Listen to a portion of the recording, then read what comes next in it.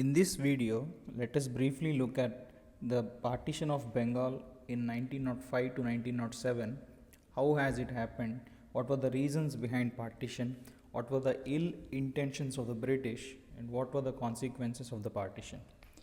In 1905, the then Viceroy of British India, Lord Curzon, has announced that Bengal would be partitioned into East Bengal and Assam with Dhaka as its capital and the remaining part of Bengal with Calcutta as its capital.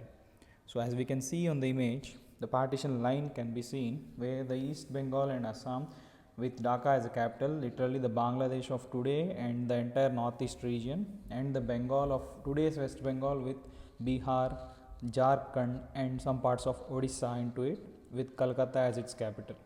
So this decision by the Viceroy was actually the divide and rule policy of the British, where they wanted to divide the Indians on religious grounds and to weaken the Indian independence movement.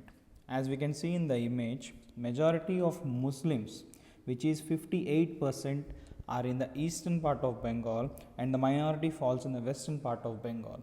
This partition line was of the intention to divide on communal grounds, create communal hatred among Indians and to weaken the Indian independence movement. During this time, the Indian nationalists have rejected the British's claim that the division or partition of Bengal was purely of administrative convenience. The Indians have realized that the British's ideology was to divide them on religious grounds and linguistic identities to weaken the movement and continue the British Raj over India. But this movement has largely backfired, leading to Swadeshi Movement in Bengal. In 16th October 1905, when the partition of Bengal was implemented, people have largely come up on streets and started protesting at town hall in Bengal, in Calcutta and many other parts, and started burning English goods, particularly those of English clothes.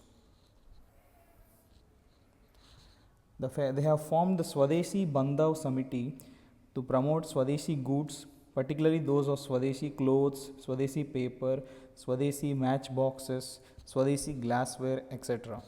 They have boycotted English institutions and established nationalist schools and colleges. At some places, English courts were also boycotted and local panchayats were used to settle the disputes among citizens. The protesters boycotted English colonies and stopped supplying goods and services for the English to trade.